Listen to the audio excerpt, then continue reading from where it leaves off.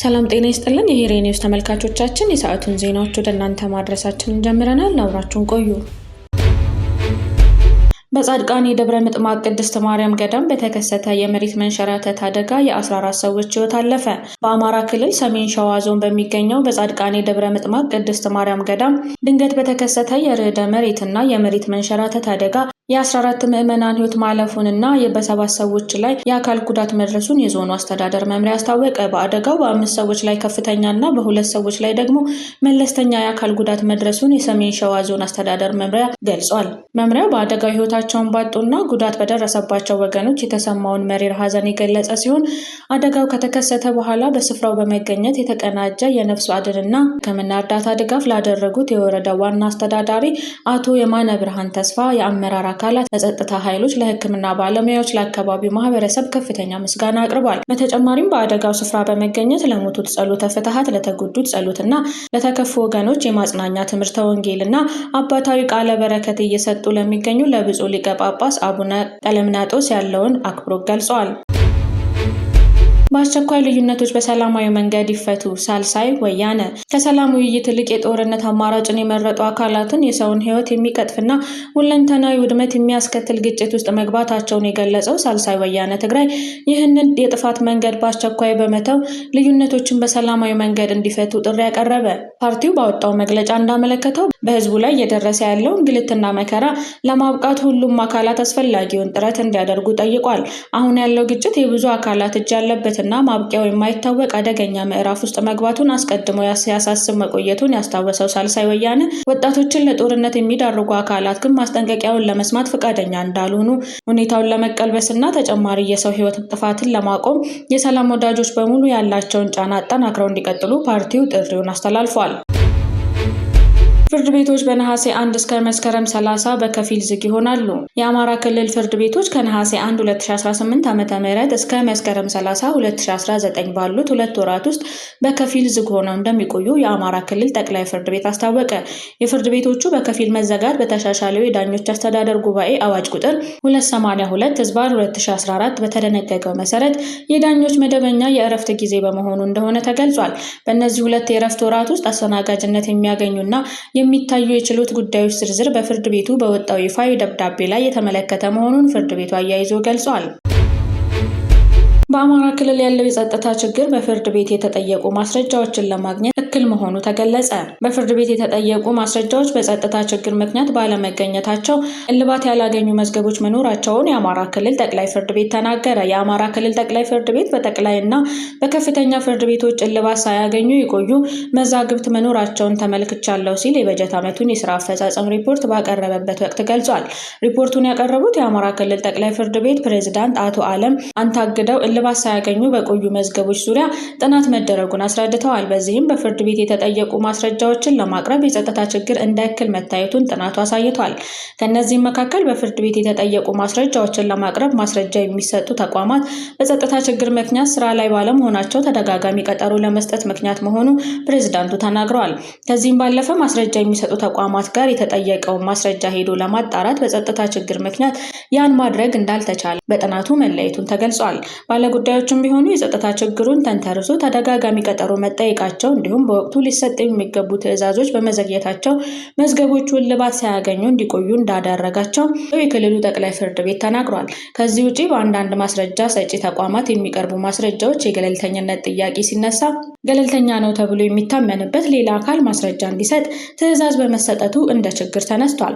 የአማራ ክልል ጠቅላይ ፍርድ ቤት ፕሬዝዳንት አቶ አለም አንታግደው በሪፖርታቸው የዳኞችን ስነ ምግባር በተመለከተ እንደገለጹት በ80 ዳኞች ላይ የዲሲፕሊን ክሶች ቀርበዋል ብለዋል። ከዚህ ውስጥ 51 ውሳኔ ያገኙ ሲሆን 36 ያህሉ ጥፋተኛ ሆነው በመገኘታቸው ከገንዘብ እስከ ስራ ስንብት የደረሰ እርምጃ እንደተወሰደባቸው በሪፖርታቸው ገልጸዋል። በምርጫ ቦርድና በምርጫ አስፈጻሚዎች መካከል ያለው የክፍያ ውዝግብ በሰባተኛው ሀገራዊ ምርጫ የተሳተፉ የመስክ ሰልጣኞች፣ የማስተባበሪያ ኃላፊዎችና የቆጠራ አስተባባሪዎች በገቡት ውል መሰረት ሊከፈላቸው የሚገባ የአገልግሎትና የጉዞ አበል ክፍያ እንዳልተፈጸመላቸው ገለጹ። ባለሙያዎቹ ኃላፊነታቸውን በሰዓቱና በውሉ መሰረት ቢያጠናቅቁም ክፍያው በመዘግየቱ ከፍተኛ የኢኮኖሚና የስነ ልቦና ጫና እንደደረሰባቸው በመግለጽ የቦርዱን ኃላፊዎች ለጥያቄ ግዴለሽነት አሳይተዋል ሲሉ ከሰዋል።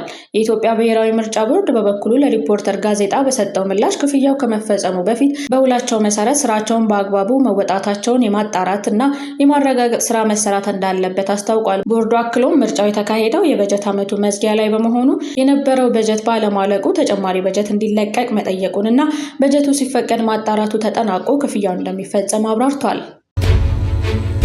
ራያ አላማጣ ያለው ፍጥጫ በራያ አላማጣና አካባቢው በህወሓት ታጣቂዎች ከፍተኛ ወታደራዊ ስምሪት በማድረጋቸው የጦርነት ስጋት ማየሉንና ነዋሪዎች ወደ ቆቦ ከተማ በመሰደድ ላይ መሆናቸውን የአካባቢው ነዋሪዎች ገልጸዋል። በጨርጨር ቢሶበርና ዋጃ መስመሮች ሰፊ የኃይል ስምሪት በመደረጉ ከተማዋ የወታደራዊ እንቅስቃሴ የበዛባት ሆናለች። የጦርነት ስጋትን በመሸሽ ወደ ቆቦ የሚደረገው ስደት የቀጠለ ሲሆን በከተማዋ በምሽት ተንቀሳቅሶ መኖር አለመቻሉና ቤት ለቤት ዝርፊያ ተስፋፍቷል ተብሏል። የትራንስፖርት እንቅስቃሴ በመቆሙ የወጣቶች ዝውውር የተገደበ ሲሆን ባንኮች የጥሬ ገንዘብ እጥረት ገጥሟቸዋል። ከ2000 ብር በላይ ማውጣት ባለመቻሉ ነዋሪዎች 10 በመቶ ኮሚሽን ከፍለው ከግለሰቦች ለመቀየር ተገደዋል ሲል የጀርመን ድምፅ ሬዲዮ ዘግቧል። ኢትዮጵያ በአንድ ጀንበር 800 ሚሊዮን ችግኞችን ለመትከል የያዘችውን ታላቅ ሀገራዊ እቅድ ከእቅዷ በላይ 805.3 ሚሊዮን ችግኞችን በመትከል በታላቅ ስኬት ማሳካቷን ጠቅላይ ሚኒስትር ዶክተር አብይ አህመድ ይፋ አደረጉ። የታቀደውን እቅድ በ5.3 ሚሊዮን ችግኞች ብልጫ ማሳካት ተችሏል ሲሉም ገልጸዋል።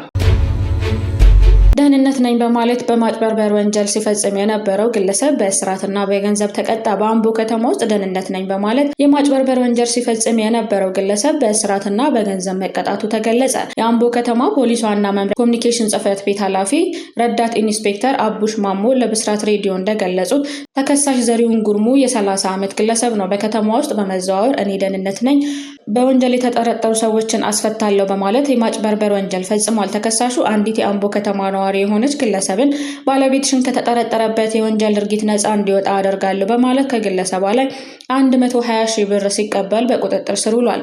ፖሊስም በተከሳሹ ላይ አስፈላጊውን የምርመራ መዝገብ በተገቢው ማስረጃ በማጠናከር ለአቃቢ ሕግ ልኳል። አቃቢ ሕግ ከፖሊስ የተላከውን ምርመራ መዝገብ ተመልክቶ በአታላይነት ወንጀል ክስ መስርቶበታል። ክሱን የተመለከተው የአምቦ ከተማ ወረዳ ፍርድ ቤት ሐምሌ 17 ቀን 2018 ዓ.ም በዋለው ችሎት ተከሳሽ ዘሪሁን ጉርሙ የራሱን ማንነትና ሁኔታ በመሰወር አሳሳች ነገሮችን በመናገርና ደህንነት ነኝ በማለት በፈጸመው የማጭበርበር ወንጀል ጥፋተኛ መሆኑ ተረጋግጧል። በዚህም መሰረት በ2 ዓመት ከ9 ወር እስራትና በ1000 ብር የገንዘብ መቀጮ እንዲቀጣ የተወሰነበት መሆኑን ረዳት ኢንስፔክተር አቡሽ ማሞ ጨምረው ለብስራት ሬዲዮ ገልጸዋል።